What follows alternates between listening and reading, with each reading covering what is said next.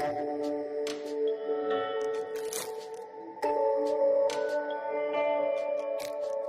would like to thank all learned and distinguished presenters, Architect Lillian, the President of PAM, Architect Abdul Haris and Dato Dr. A.R. Yeang for spending their precious time to be with us to share their thoughts on Kata Kota episode 1 today. On the screen is the poem that I made about Kata Kota, especially for pandemic COVID-19. Spend the time to read this before we proceed to the formal procedures. Thank you. Good afternoon to all. Thank you, Architect Mustapha Kamal. Good afternoon to all participants. Great to have all of you to join the webinar Zoom seminar on City Talk and Kata Kota today. On behalf of HUW committee, we would like to thank CPD Committee Chairman, Architect Wan Sofia Wan Ishaq for this collaboration. Thank you and welcome to Madam President, Architect Lillian Tay, for being able to be in this webinar Zoom presentation. A very good afternoon and gratitude to our distinguished speakers and presenters, Architect Dr. Yeang and Architect Haris Osman. We are at the most appropriate time to bring forward presentation and discussion on this platform of City Talk Kata Kota by HUW committee, where we will be exposing, viewing and exploring the various areas of experience and aspects faced by our cities and our city dwellers. Undoubtedly, our cities may face similar challenges and problems as our cities of the world, but here we hope to discuss in our very own context on handling the situations and looking into problems and way forward to stay resilient and viable. It is hoped that our series of City Talk, which we will have another 3 more episodes to go on City Talk, Kata Kota, would open up and educate us to new paths, new trends, new routes to work on better methodologies, reassessments of challenges, checking and carrying, as well as anticipate better solution to the complex problem. And here we have the presenters which will reveal to us many openings and many ideas that we can abide to, follow and take suit to it. Thank you to all and enjoy the presentation. Thank you. Thank you very much, Architect Norzakiah. Okay, let us begin the program for today by offering our prayers in any manner of our beliefs to the frontliners whom have stood steadfast in the fight against COVID-19, as well as those who have left us as a result of this COVID-19. A moment, Bacaan Al-Fatiha. Thank you very much. Ladies and gentlemen, distinguished guests, PAM's aim for these 2 webinars is to highlight and appraise architects during times of emergencies in the context of built environment and especially the urban areas. 2020 began as a year that some have thought to be perfection, but we have surely entered a different path than the one we started on. It's time for us to hit the reset button and manifest and design a better system for our lives, to collaborate for better living and reassess how we work and to discard methodologies that prove unsustainable, accepting new collaborators and game changers. Along with the younger generation and brought forth with them more out of the box than we are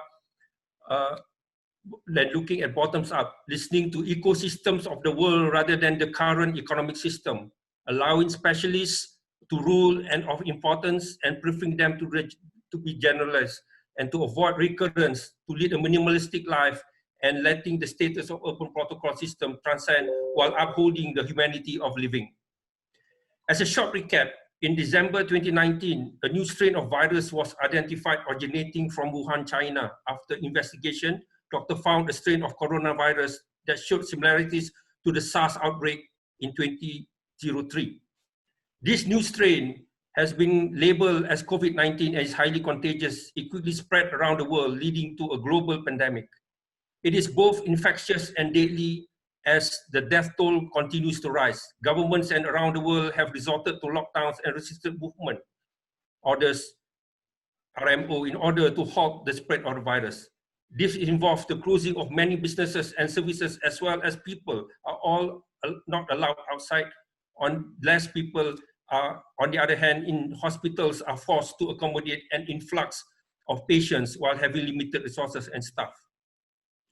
A good living in an urban setting, for it to be healthy living, requires a good coordination between good urban design as well as good creative urban governance or development control. Or it will be ensuring that the city dwellers can live healthily and aspire to be safe as well as productive in the city. So in this first episode of Kata Kota, we would like to explore the hard lesson learned about our current city's morphological to rebound and adapt to the new notions. How are cities to cope after the incisive deadly pandemic of COVID-19? So we are here assembled and with the forefront of urban design and also city planning to give us some insights and offer proactive solutions and manner to handle them. So we'll proceed with the paper presentation now by the invited speakers. So before we proceed, we just like to inform all participants that please post your questions on the Q&A bar at the bottom of your screen, or if you're following over the FB Live, yours will be on the comments bar. We shall use the voting method, meaning those questions with the highest votes will get to be asked on the webinar. Let's begin with the first presenter, Architect Lillian Tay, Waifun, President of PAM 2019-2020. Please welcome President Lillian Tay.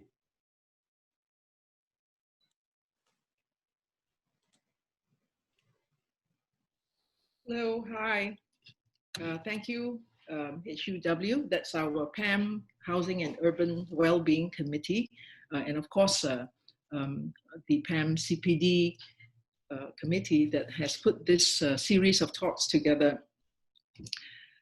I think the MCO and the whole COVID pandemic has been, of course, has been an experience that has been unprecedented for all of us.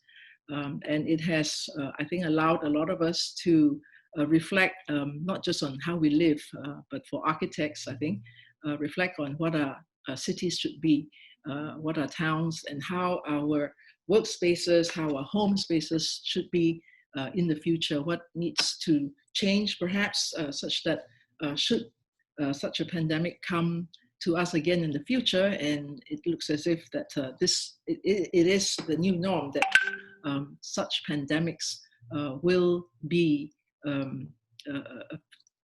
happen again in the future, that we are better prepared. I have put together some images of the city. You know, I had time to spend in the city. My office is right in the heart of KLCC, and it was a really different Kuala Lumpur to experience. The cities, the streets were totally deserted. There was a certain beauty actually and quiet, as I did have a few opportunities to walk and around the city during this time, during the CMCO time. And to see the total life of the city come to a standstill is very poignant. And of course, we are happy that this period is over, this 12 weeks of MCO and RMCO and CMCO, and we are now actually in the second week of the recovery period, the RMCO, that is, and which will end on the 31st of August. So another 10 weeks more to go. So it's quite timely, I think, that we have this forum to reflect on what architects can do. Of course, during this time, we haven't been quiet. In fact, it has been an extremely busy time for PAM because to their credit, our government, although very new, on the 29th of February, and when the MCO was declared, had just really just taken office. But I was really impressed at how hard the government, and especially our civil service work, to first address the whole public health crisis issue through the movement control order, but also at the same time they realized that they cannot, of course, let the economy stand still for that period. And very, very early, in early April, 2 weeks into the MCO, they had already started to see how to progressively restart the economy. This is a quick timeline to show that it was really a convergence of events all happening very suddenly. I'm actually quite proud, I think, that our civil servants, our government, the people of Malaysia, you know, our DG, everyone had shown great resilience, good amount of civil obedience and consideration for everyone. And we had come out of it relatively successfully, I think quite successfully, in fact, compared to other countries facing the same pandemic crisis. So as you can see, the government had barely in office, maybe go back, Salam, thank you, had barely in office a week when MCO was declared. So obviously everyone was quite taken by surprise. And of course we all understood we saw the panic buying, people sweeping up the groceries and all that. And then how to work, you know, people were facing issues of suddenly the offices stopped, but of course many of us couldn't afford to stop and had to work from home, and many of us did indeed work from home. And then some of these issues came up quite clearly, that many companies are still not really prepared to work remotely, and moving forward, certainly that's one of the things that we need to address, that in the future that we are able to work both in the traditional way, in conventional workspaces, and also to be able to very quickly move into a remote mode, which is all enabled by the technology we enjoy today. Suddenly, you know, everyone knows about Zoom. I never even heard about it before that. But I think there are lessons, there are good lessons that we have all learned. I think many of us also had reflected on, you know, how our working lives should be, besides the physical space, you know, how much we should be spent working. And I think the opportunity to spend time with family, I'm sure made many people reflect upon how they want their work lives to be. So for architects, I think we were also concerned about how the form of the city, the planning of the city, will perhaps need to be reviewed, reconsidered, and what action is available to us now. And it is quite timely, for instance, in Kuala Lumpur, as we are in the midst of preparing or finalizing the structure plan and soon embarking on the local plan, to see what actionable steps can be done in terms of urban planning to make our cities a bit more resilient to such future public health crises like the COVID pandemic. We had many meetings actually through the month of May, June with the Ministry of Finance, with the Economic Action Council. Our ministers made themselves available and engaged many stakeholders, organizations across different industries to find out how they were affected and what to move forward. And this gave us, gave Pam, and I was happy that we had an opportunity to put up our proposals as to what we feel needs to be provided for. Of course, the early days, we spent a lot of time dealing with the short-term issues, which was mainly asking for short-term relief measures, mainly in the terms of tax grants and tax incentives for all of us to improve our IT infrastructure in our offices and in our home. But now the focus really is on the longer term measures moving forward. In particular, the drafting or the finalization of the 12 Malaysia plan. This actually had started last year, and we had put forth some proposals already at the end of last year towards the 12 Malaysia plan, working together with MITI, together with KKR. But Currently, the government, of course, post-COVID is re-looking at it, and this is a time very urgently. And I hope there will be discussions from this forum that will go into PAM's further submission into what needs to be provided for by the government to enable our towns and cities to be to take the next step to move forward and be more resilient, sustainable cities. As you can see, I wanted to share with you that we have consistently, through the last couple of months, at every opportunity to the relevant ministries, put up PAM's proposals. We do believe that, I think in the past 20, 30 years, there had been such a great emphasis on large mega developments. I think we had neglected somewhat our smaller towns and cities across Malaysia.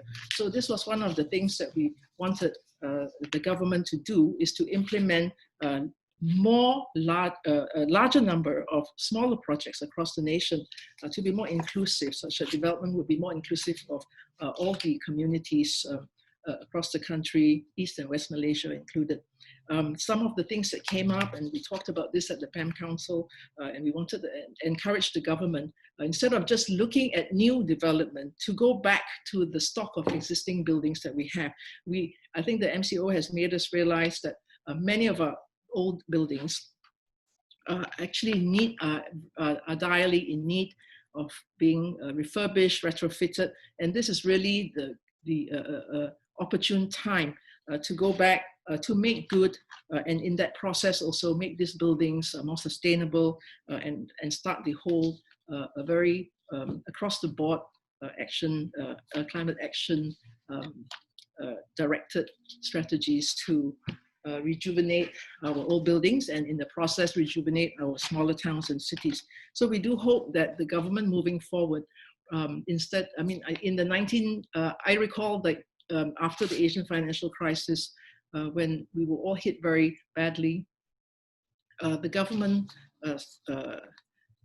then started to build Putrajaya, and I think that kept the entire our architects and our construction industry afloat, and helped us to build capacity and build skills building our new capital city. Perhaps this time around, it would be good to embark on this smaller rebuilding of our towns and cities across Malaysia. And so that we shift the focus not just on the big city center of Kuala Lumpur, but also to sustain our smaller towns, and in the process also address the huge urban in-migration into Kuala Lumpur. I think those of us living in KL, we probably saw that there was a need to review a whole urban planning to see how we can create more accessible public open spaces. As we all know, housing is very expensive in the city, and those who live in the city, if we previously did not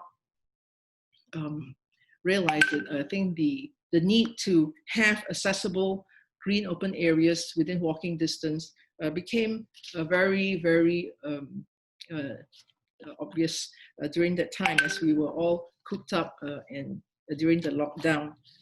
I do believe we do have wonderful parks in Kuala Lumpur, the Lake Gardens, Taman Titi Wangsa, but I do believe that the crisis had shown, as we were all locked down in our respective apartments and homes, that the city really could use a lot more open green areas.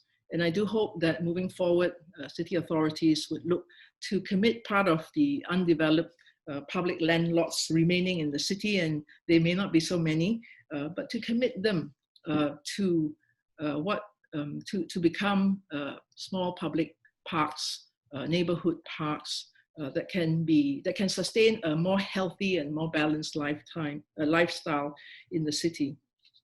I think the city has been very, very focused on commercial development, and I think we do need that commitment to come, because it's already very dense, and this would really help to make our cities a lot more sustainable and resilient to such future health crisis. I think some of the things we had talked about also, of course, there's more on the recovery process is to, and to spur the building industry, which is already struggling even last year, is to bring a lot of the work back to local architects. That was one of the big things that PAM had asked for from the government, to remind them to keep the money home and ensure projects directly benefit our Malaysian professionals who contribute a very good part to the economy. I do hope too that people don't lose faith in the city, because obviously we do need to reinforce that the city is still the engine of change. Globally, cities account for 70% of the world's GDP, and even though as we rethink, we may think, oh, it's better to move to the suburbs and have more open area. I think that it's an imperative for architects now to make high density cities, which are in need, for public transportation and for 1 minute, Lillian. To be able, thank you, to rethink how to make our buildings and urban planning more suited for that type of life. Okay, maybe we can just skip through some of those. Those we will be continuing. PAM will be continuing, of course, through the formulation of the 12 Malaysia plan to push forth these to allow our company, in the whole recovery and rebuilding process, for our companies to use this opportunity of recovery to build capacity, to enhance their experience and expertise, such that we are prepared to compete globally. Okay, so these some of the longer term measures, as mentioned earlier, going back to our old buildings to see how we can repurpose them for new community needs and for future flexibility to serve during the times of public health crisis as such a COVID pandemic. Okay, we can go through very quickly. These are some of the continuing work that PAM will be pursuing in the next few months as the government finalizes the 12th Malaysia plan over the next few months. I had picked up some of the positive stories coming from the MCO. As you know, besides working from home, I think people had a chance to spend with their family. It's not totally ideal, the work-life separation, the work-life balance that we had suddenly was, put together in one space, and many of us may not have the luxury of a lot of space, and it's not really that easy to work from home if you have a couple of kids also doing the online classrooms. And they were wonderful people, wonderful success stories. Like I'm sure you've heard about Subu and Pavanati, who made their own little home videos on how to cook and became an internet sensation. They've got over 1 million followers and big checks coming in from YouTube for the efforts. So the resilience and the good spirit of the people to make the best of the situation certainly were very encouraging to see. I wanted to just end with a quick look at a recent project, and this one is in my capacity in my firm, but it sort of brought close to home some of the points that we had worked on. We had recently last year worked on the Kampung Baru master plan, and I wanted to highlight some of the pertinent points about the importance of Kampung Baru in terms of balancing this whole thing that came very obvious. The city had predominantly been developing with a lot of commercial spaces added, and we do see that Kampung Baru is an opportunity to rebalance the lack of housing in the city. So, and the vision of Kampung Baru did envision a lot of open spaces and residential homes that had a link to the traditional way people live, for instance, where we are very engaged with the outdoors, a lot of balconies, a lot of green areas. So I think it is quite doable to do this. I just shared with you some of the things that were proposed in this master plan, and as some of the ways that moving forward we could be, the importance of this. I'm sure we'll hear further from Dr. Ken Yeang, who has been doing this for the last 20, 30 years, how to make buildings resilient and sustainable, before we even knew the words for it. So, but I do believe... Can I stop you there? Can I stop you there? So I think I'm pretty much finished. Maybe we can at least show the last slide to end on a positive note. I think this empty hotel during the MCO time that at least lit up some rooms to post the last slide, to post the underlying message that through such a crisis, the spirit to move forward and recover and improve must prevail. And I do hope that this will inspire us to be more motivated, to take the next few months to take actionable steps to improve our cities after the experience of this COVID crisis. Thank you. Thank you very much, President Lillian. That was setting the tone of the whole Kata Kota. So she already gave the quote on urban design. So let's hear from our next speaker. Our next speaker is none other than Architect Abdul Haris Othman, partner of RDA Haris Architects Berhad. Please welcome Architect Abdul Haris. Unmute your microphone, please. Unmute your microphone, please. Okay. Okay.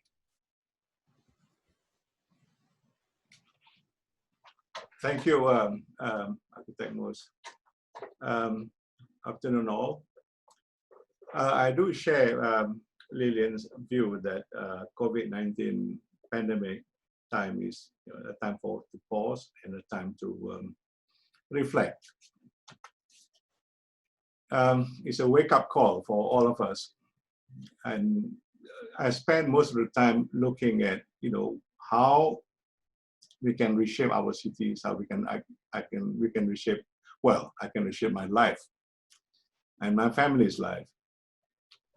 Do we need to exist in the same way as before? Go to work in a car, make more money and spend same old, or I'm questioning where is our society heading, for example.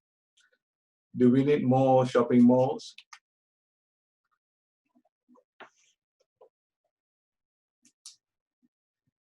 What is the vision? So what is the vision for KL? Do you want a greener city, a more sustainable city, a truly Malaysian city, world-class city, or KLSP called for city for all? And what does a new normal city looks like? Do we work from home? Less cars on the road?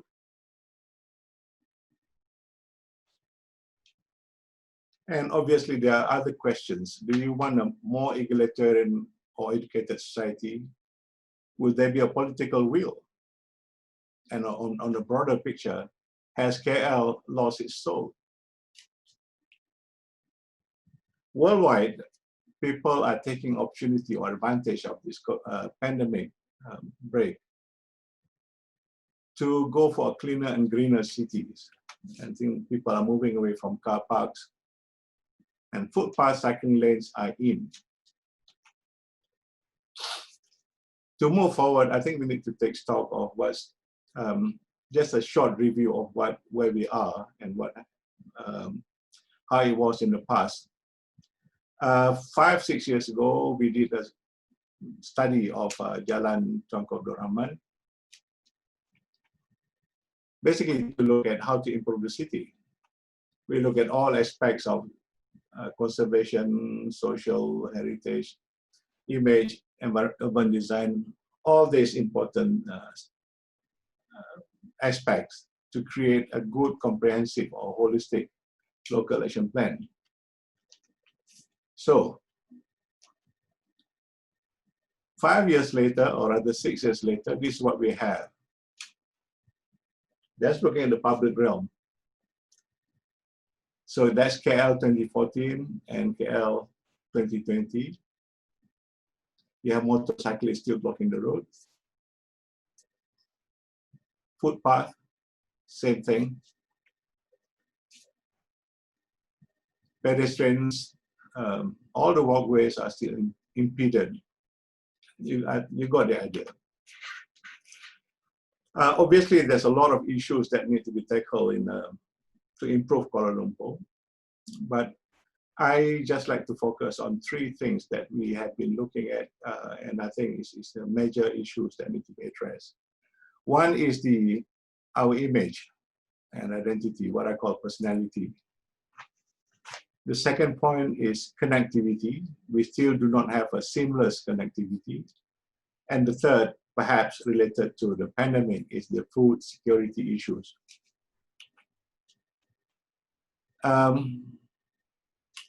My observation says we are actually, I'm talking about this, are not moving ahead as fast as it should. And I think it's, in some ways, it is regressing.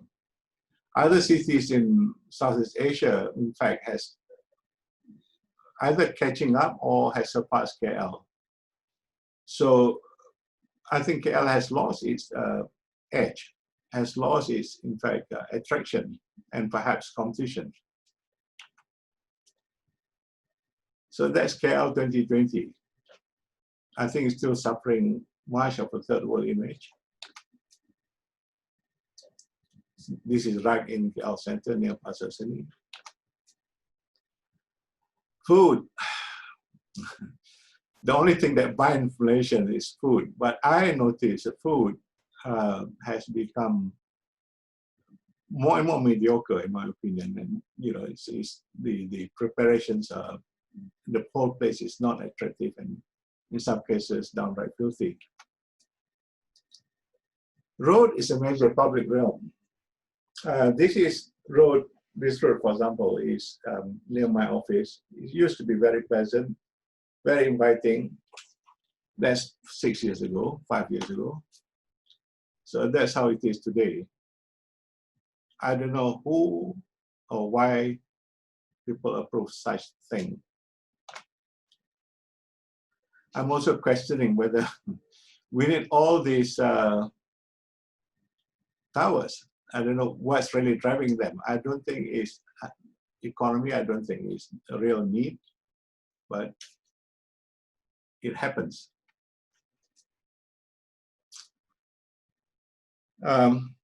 Amongst other concerns is the policies that are set up by the government, by the authorities. I think the demand, demand, I should say, for car parks by the authority and by the developers, I think is not necessary. I mean, I think Malaysia is the only country that requires for 2 car parks for affordable housing in some cases, not all, but so there you go. So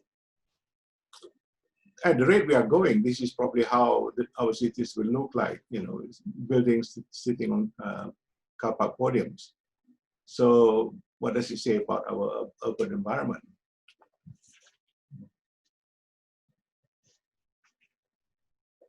As I said earlier, connectivity is a prime issue. One of the problems that we face in our study, we found in our study is, in fact, what I call the last mile issue. We do have public transportation, but getting to and from the mode of transport is a headache, and quite often it's not seamless. And this is actually attributed by poor planning in some cases, poor architecture, and sometimes people don't think. And people still go to cities by car because it's convenient, it's relatively cheap parking compared to other cities in the world. And people do not consider walking as a transportation mode. There's not many contiguous footpaths. I don't think there's a proper comprehensive pedestrian network plan in KL, to my knowledge. I could be wrong, but I suspect we don't have. We are always giving priority to cars, not to pedestrians. So more often than not, the movement is so impeded that it's become unpleasant. We have serious walkability concerns, not everywhere, but in quite a lot of places. They are not safe, not comfortable, or simply inconvenient. We do have truncated bicycle lanes as well. So moving forward, I think we need to reconsider our priorities, how we want to live. One of the first things, I think, is we ought to give priority for cyclists and pedestrians over vehicle. This has been said before, but somehow it's not happening in KL.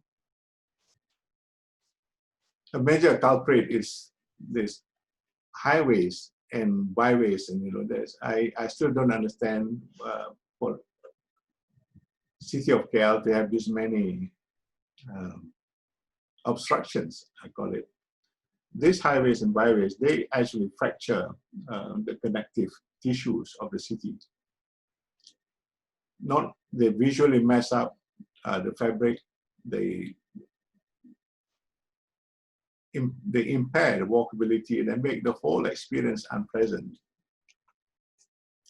A few years back, we did tackle a similar problem in Marrakesh, where we have an old urban drain, which is very pleasant to walk, and then intervened by the French planning, which basically sever or fracture the connectivity. You get the idea, the old, which is the soul of the place, and the new. We fix it by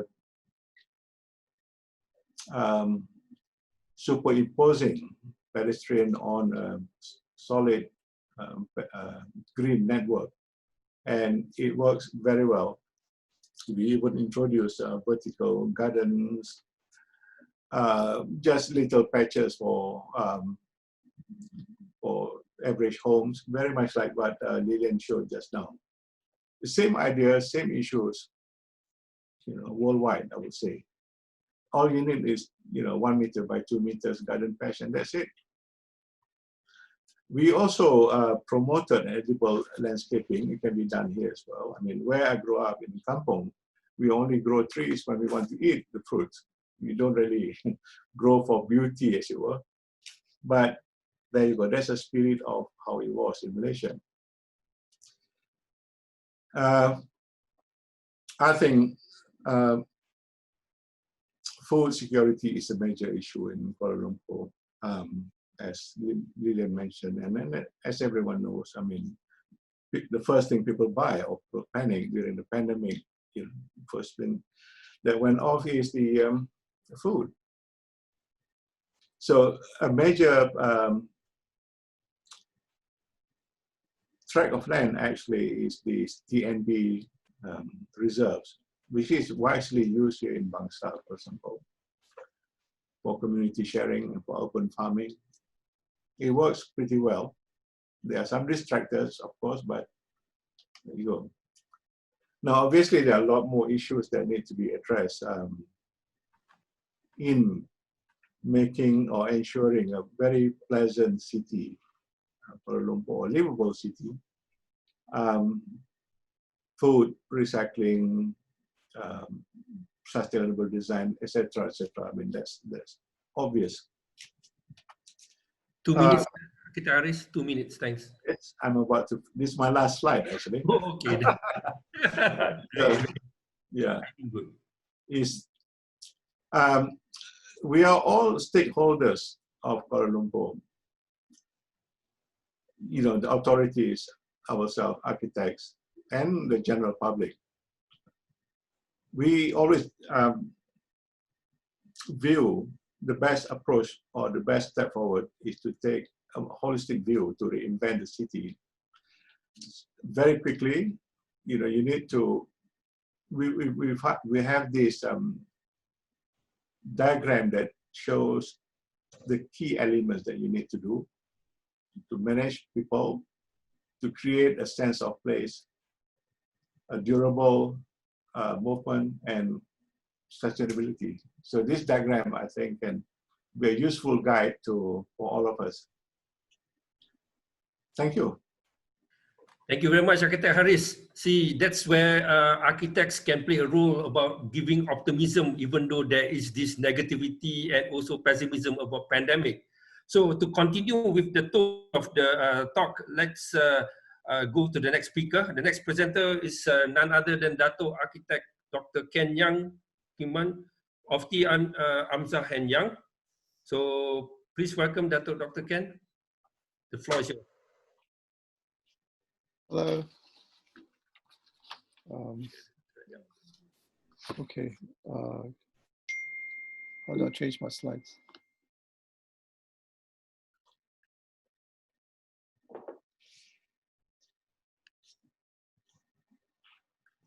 No, don't change my slides. Huh?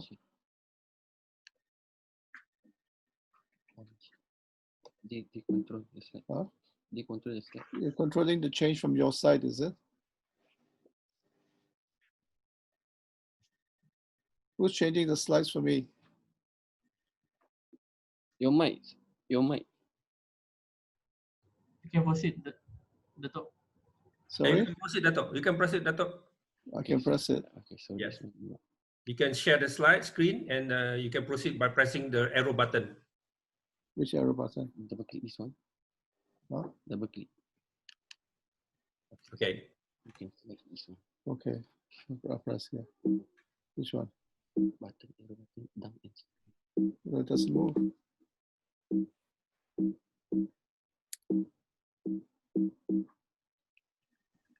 oh, this one. No, go back to the start. All right. Okay.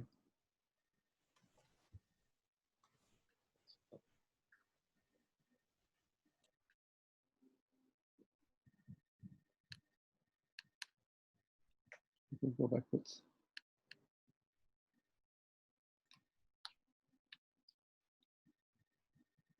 Okay, thank you. Well, Mus asked me to talk to all of you. The question is that the question asked me to the topic gave me is what COVID-19 is asking architects to do. And so what I've done is I prepared a checklist of points to consider.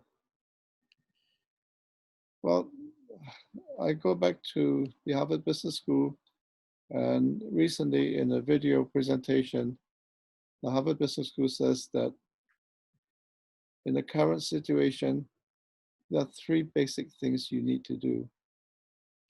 First one is that you have to accept the chaos, that our earlier ways of doing business will change and will never be the same again. So Harvard Business School says, accept it. It will not be the same, and it's a whole new world. So that's the first thing. You have to accept the new reality.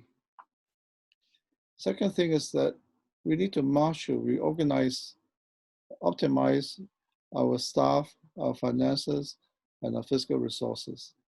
So that's the second thing we need to do. The third is to plan, make changes, and take positive action. The worst is to stay in or be passive and not do anything.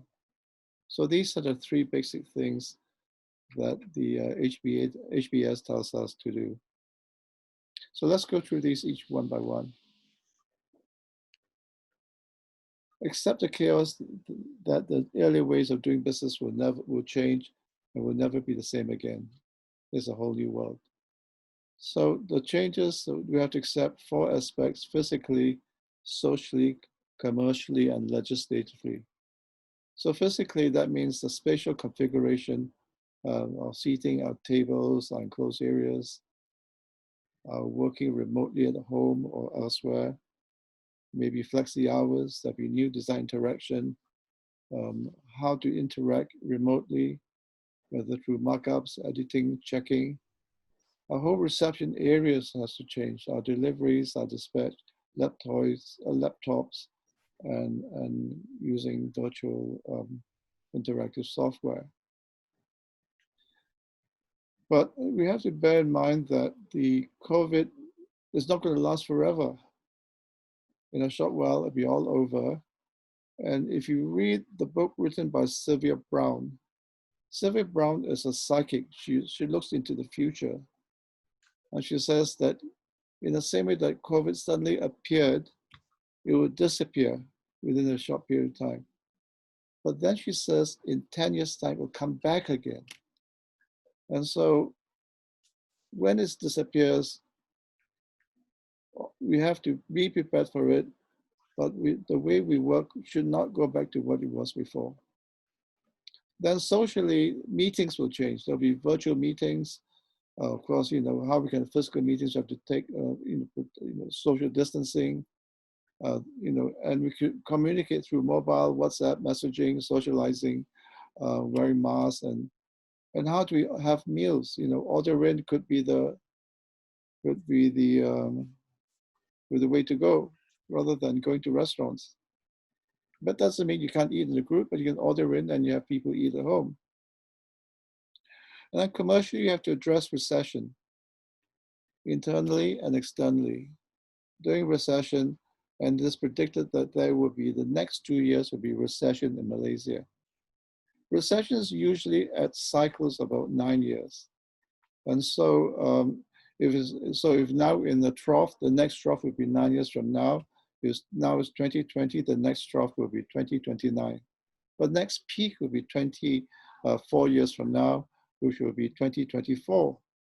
And so now you don't wait for the peak to make money, but or to start to secure your income halfway through the rise to the peak. If the peak is in 4 years' time, then within 2 years' time, business will be improving.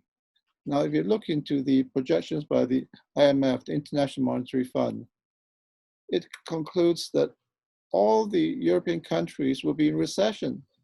And all the European countries have minus growth. But the only few countries that are positive is China. China in the year 2020 will have a growth of 1.2%. And then in 2021, it is predicted that all the European countries will grow between 4 to 5%, including the USA. But China will grow at 9.2%. And so, this is the sort of thing that makes Trump very scared of China, because it's predicted that in 5 to 10 years' time, in 6 to 10 years' time, China will be the richest country in the world, will have the most major economic power. So commercially, this is what it means. And then we have to look into collections and look into our fee scales and look into other, and that commercially need to ask, with the pandemic, not just we have changed, but our clients have changed. Our clients' attitudes may have changed. Our consultants may have changed. Our contractors may have changed. So we need to find out and understand how to change, because that affects the way we work. And then what is also clear is that the way we do business, the way we try and get business, will not be the same. And so the way we do marketing and the way we do, I can't move this upwards. How do you move this upwards?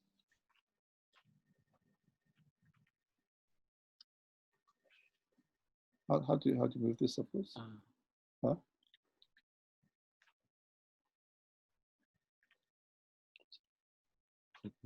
Oh, I can't see anybody now.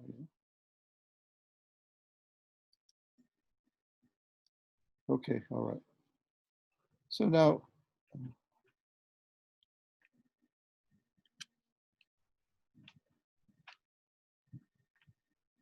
it won't go down.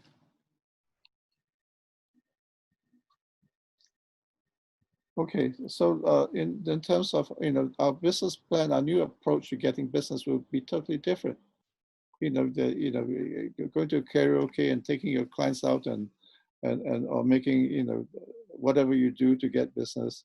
The new business development has to take place. You have to rethink your business development and rethink your marketing mix. Marketing mix means the 5 things you must think about.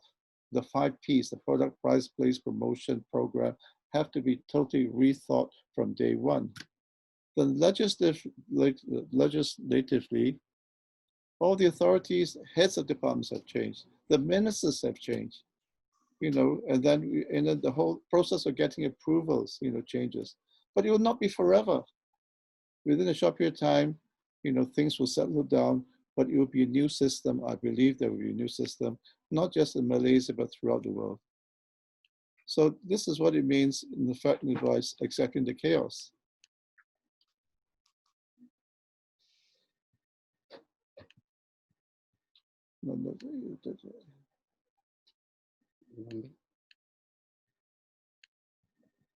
Okay, so the next stage is to marshal, reorganize, and optimize your personnel, your finances, your physical resources.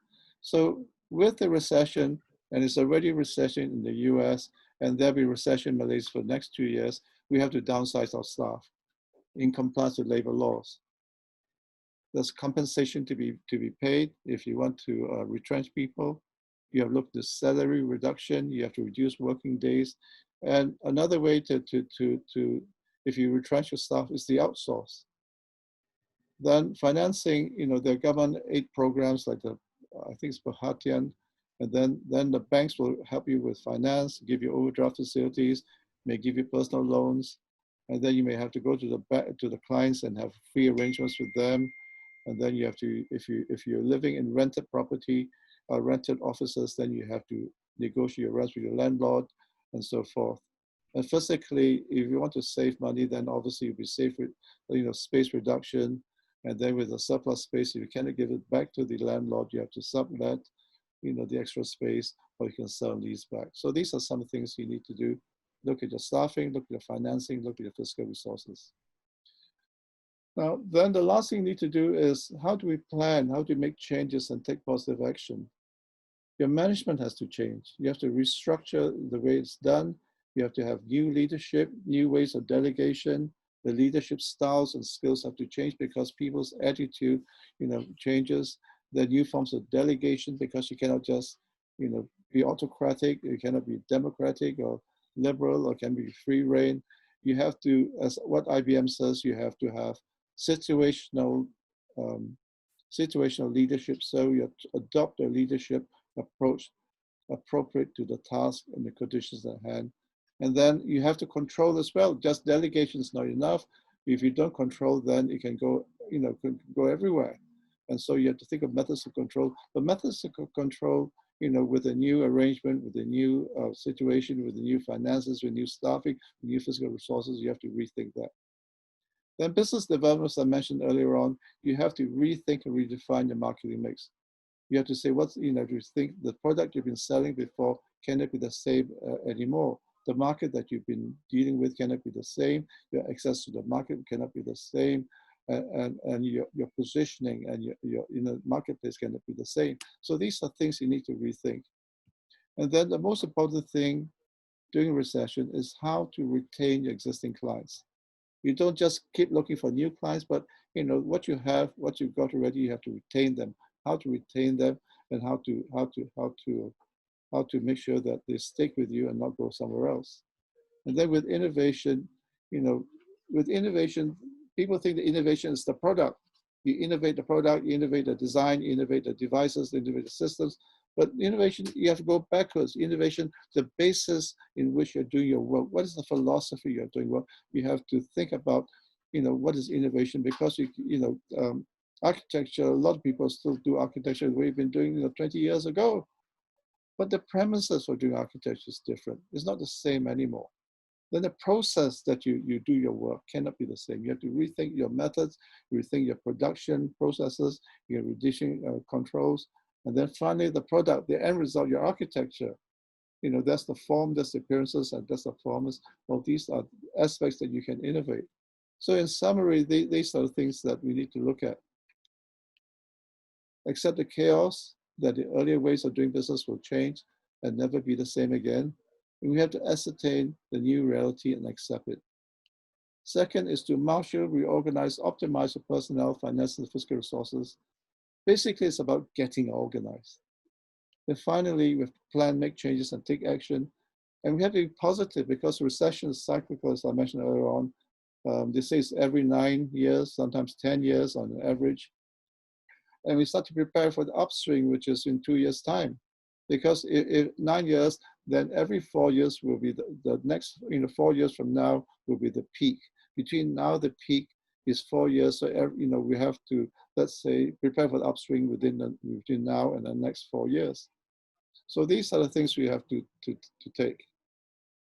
Now, it will not be easy, but the most important thing is not be passive, be proactive, and persevere. So that's my thoughts for today. Now, one of my favorite musicians is a gentleman called Quincy Jones. He's a famous jazz musician. He arranges music for people, even people like Frank Sinatra. And I saw a video of him. It says, "Once a job has begun, do not stop until it's all done." That means never stop a job halfway. Whatever you do, whether it's writing an essay, writing a report, doing a painting, making a model. Once you start, do not stop until it's all done. Then the second point he makes, and this is by a musician, this is by a music arranger. He says, "Be the labor, big or small, do it well, or don't do it at all. Otherwise, it's not worth doing it." And so these are things that I just learned from watching a video on him. And so thank you very much. Thank you very much, Dato, Dr. Ken Yeang. That's very inspiring because in the face of this pessimism, there's always this optimism that we need to build on. And I think architects are one kind of personalities that we too can adopt to change. So we have heard from President the intricacies of our city planning and how working with the government to ensure that we can actually create the optimism within whatever pessimism there is. And then we have a look from architect Abdul, how we being specialists in urban designing help assist to make it happen during this pandemic as well as post-COVID, so that we can have a better urban centers and urban living. And then we have a look from the guru of green architecture, the business way of looking at things, and I think it adopts in all levels, transcend even from the highest of governments to even us as architects. So well done, speakers. Thank you very much, all distinguished learned presenters. So without further ado, I'm actually opening the floor to question and answers. And I can see here that we got a few questions, but one that strikes me is for Architect Haris here. Here it is from Ahmad Fazil Muhammad. Architect Haris, in your opinion, do you think Putrajaya has managed to address most of, if not all of the problems you have talked about with KL, especially pedestrian, traffic, public transportation, food outlets, accessible garden and parks? And if so, do you consider Putrajaya a world-class city then? If not, have we as architect, planners, and built environment advisors to the political masses then have failed to reset the button on this or just preaching? Architect Haris? Your microphone, please. Got it. Yeah. It can be a long discourse on the subject. I know. We started doing the urban design guidelines for Putrajaya way back in '95, just 25 years ago. At that time, if you go to the place, it's just palm oil plantation. But we were aware of the needs for what we call a green city, intelligent city, and that was really the message. Well, really the client's brief from Tone Mahathir at the time. we put forward a lot of thoughts, and the first emphasis actually was on connectivity. Connectivity, not just pedestrians and road transport and all that, but in landscaping, in visual connectivity, etc., etc. Walkability was emphasized. However, there's a lot of, let's call it, interventions from the powers that be at that time. And the developer himself there's a lot of, market-driven or commercial-driven requests that we have to stick to. I'm fine with that. We are all fine with that. And overall, I think the whole concept was pretty much adhered to. However, in the intervening years, I see a lot of places in Putrajaya. I can quote, for example, the immigration department. If you ever go there, you'll see the condition of the toilets, the overall image of the place. And then people, some government departments are selling T-shirts and kueh and all that. That's not world-class thinking. That's a politically driven nonsense. So on one hand, we have a very good plan. On the other hand, the implementation is, leaves much to be desired for. And management as well. So there is a lot of push and pull, and we have to actually work together with the local council and local authorities to actually make them understand the importance of having good, not just good urban design as good urban design, but on the ground is actually much more durable and also more easily implement. What do you think of it, Lillian? KL is they actually postponed 3 times, right? The PSKL 2040 ever since the 18 February launch. And suddenly there was this pandemic. What are the message that you try to tell, and maybe in this future dialogue with DBKL when they open up our appointment for presentation of our PSKL? To you, Lillian. Your microphone. Yeah. Yes, yeah. Before the MCO started, the call for public comments and public feedback on the draft KL structure plan had come out, and Pam had held a round table, and we had some of our members, including Architect Haris, who had come in to review the draft structure plan and compile some of the comments from the participants. So we are looking forward to have a forum. I think the one great thing that has happened, we need to recognize a positive thing, is that now even the structure plan, there is a very, very open public engagement process. I don't recall, previous structure plan that there was even, an invitation that was made so accessible and so public. And so I think it's the onus is on the citizens, stakeholders, and especially architects and planners who know that much more about how cities need to be to serve the needs of the community. We must take that effort to put in our views to what the city authorities have laid out. Put our input. I think, of course, on the big fact, on the large picture, things have been covered. For instance, this topic of open spaces, green spaces. I think anyone knows in any town planning you have to provide that 25% or even up to 50% overall green area or open area in a city. But it is how it is, how accessible, how connected. It's a difference, whether it's usable.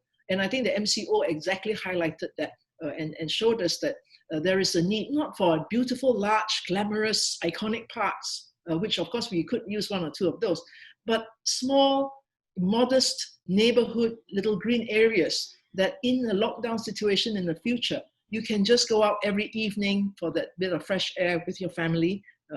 And I think these are the more practical needs that the structure plan must lay out.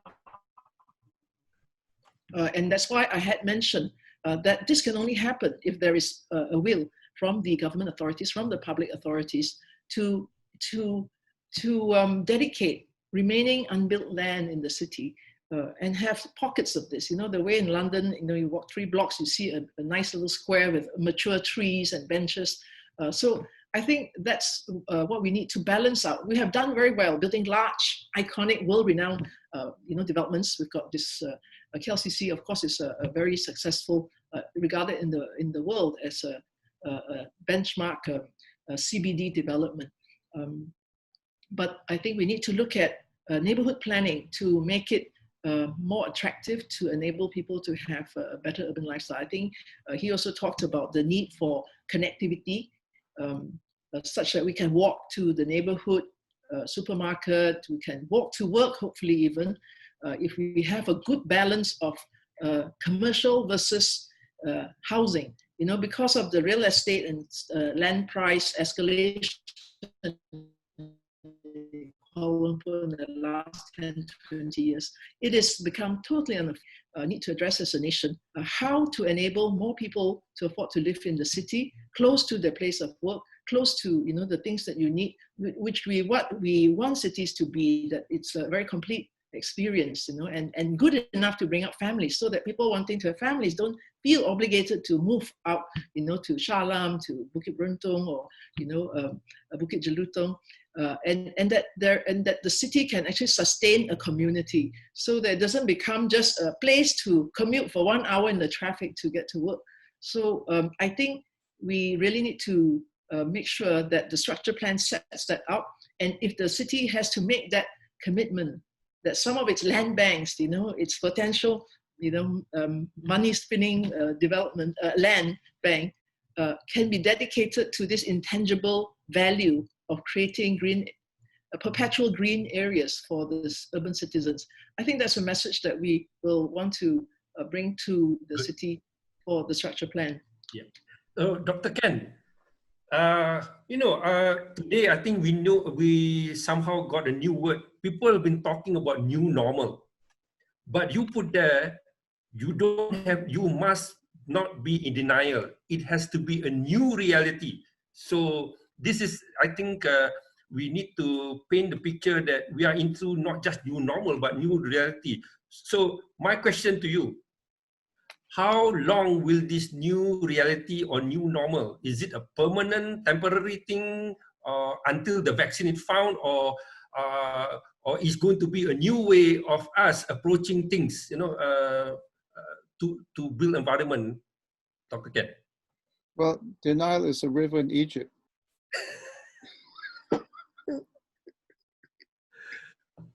Well, basically what it means is that there are people who refuse to accept the new situation, accept the COVID, and they all want to go out, and they are, you know, people like Trump and a lot of Americans, and if you like, you know, Argentinians and Brazilians, who want to say that, you know, let's go back to life as this before.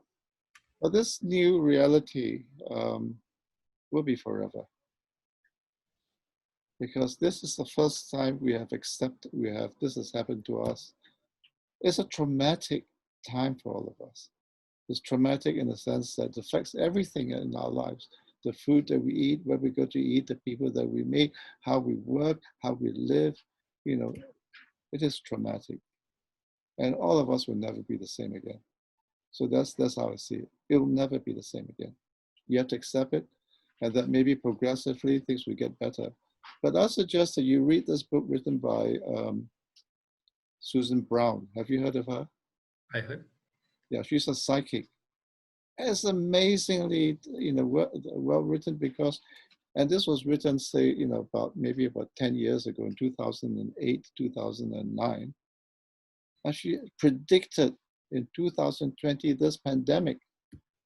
She predicted it in 2008. Can you believe that? There's a paragraph that said that a pandemic will come and affect the whole world. But the fact that it suddenly came, it will suddenly disappear. But she predicted this about 10, 12 years ago. Amazing. You should read this book because it goes on about how the US will change, how the Senate will change, how the presidency will change, and it's an amazing book. So I should recommend everybody should read it.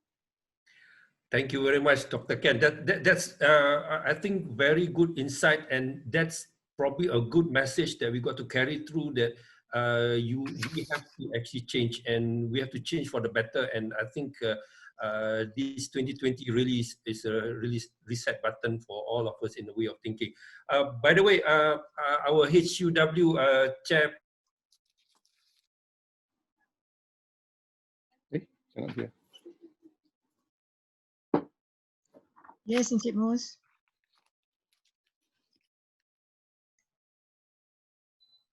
What happened, Mus? Frozen there. Frozen. Okay. Do you have any question that you'd like to ask our panelists before because I don't see any more new questions here, before I give the closing remarks for this webinar? Do you have any? Okay, I have one question to Dato Kita Ken, yeah. Because just now we were mentioning about the new normal, and according to Dato, saying that we have to live with it. And after a while, would we be a new animal, something that is new? So it's the lifestyle that we're going to adopt, isn't it? Dato? Yes, yes. Well, it's not just the way we live, the way we work, the way we play, the business that we do. And I think eventually it will affect the government as well, because the government cannot do business the same way as before. And so everything, the social, economic, political, institutional, and communal ways of life will change. This is what I... Yeah. And in terms of working professionally and on ordinary businesses also, we can try to adapt and we try to accommodate to the situation. But it is rather sensitive if we were to say, could the government cooperate with us to align this thing, the new normal, to be the normal lifestyle and businesses? Yeah, the government has to change as quite well, sensitive if you were to say, because... No, what I was trying to say was that the government has to change as well. And that, you know, it won't be the same again. That's how I see it. God willing. Okay.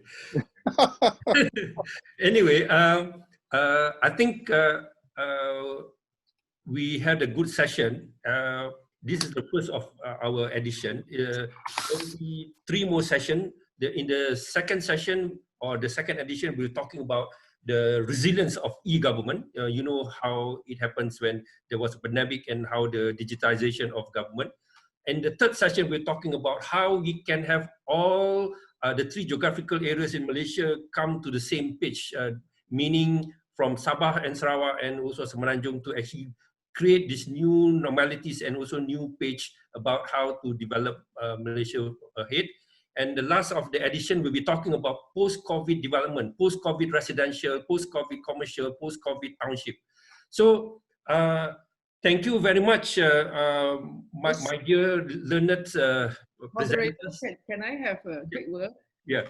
I wanted to remind everyone that, you know, we are at the beginning of the whole recovery process, and it is really a time of great opportunity to get involved in this process. The government is currently working out, as mentioned earlier, the 12 Malaysia plan, and I do hope more of us will participate to put in our ideas and our proposals for these things that we had talked about, that could you know, that will help us to rethink and remake our cities. I think also there's a need for our academics and our researchers to also map and get feedback, you know, in a more quantitative manner on how it actually impacted us, impacted livelihoods, impacted how companies operate. and to be able to address it so that we can be, using the opportunity. It's all happened in a very opportune time, just when we're about to start this new 5-year 12 Malaysia plan. So I think this next few months is very critical for all of us to put our heads together, and we should need to act fast to put the infrastructure in place. I am very positive that this will only lead us to, to improve our cities and improve the way we live. And I really want to make sure that people don't lose hope in the city and don't, abandon our cities, because I think we have done very well to build Putrajaya, to build, Kuala Lumpur, Georgetown, Sabah, Kota Kinabalu is also undergoing a lot of rapid development. And we have done very well, and it just needs fixing to be able to address this unexpected type of crisis. Please be prepared to work very hard, accept it, as Dato Ken said, and look at this as an opportunity actually to move forward and immediately now. Actually, there's no time to lose. This next 2 months are critical. All right. I think before we end, just a short tagline from Architect Abdul Haris. What would you like to say about what we have discussed just now? In just short 5 words or so. I think we have all the expertise in the country, or most of it. But whether we have the political will to do so, that's really the crux of the thing. We have urban design experts, we have economists, we have everything. Okay. Number one. Number two, the pandemic has revealed a lot of weaknesses in various countries, in Malaysia included. There'll be winners and losers. If we, the old ethos, if we don't adapt, we die. Yes. So, if we are quick enough to respond, then we'll be the winners. Okay. Dr. Ken, last words. Oh. Well, I think we should look forward, let's be positive. Yes. Then that's the only message. Okay. Let's get on with life. Architect Norzakiah. Well, to be resilient and successful, I think we should go through this, go strong. Okay. And lastly, our President, Lillian, your last words. I think I've already said enough, and I do hope that everyone will unite. I think we have all done very well. We should commend ourselves. The nation as a whole has done very well. We should be proud of the level of civil discipline that was exhibited during the MCO, and now and it's been recognized, I think, globally, that we had managed it well. So I'm looking forward to us using this as an opportunity to fix some of the gaps that came up, and to be able to build better towns and cities in Malaysia by our architects and planners community. Okay. So we have come to the end of the session. Before we end, please accept our sincere apologies for should there be any shortcomings. However, we hope that you have gained as much as we have also from the papers that presented. And we hope to see you at our PAM online series, Kata Kota Edition 2, Resilience of E-Government. Amongst our guests are the Chief Information Officer of Malaysian Government from Mampu, and also an artificial intelligence technocrat that's going to be coming up on the 9th of July.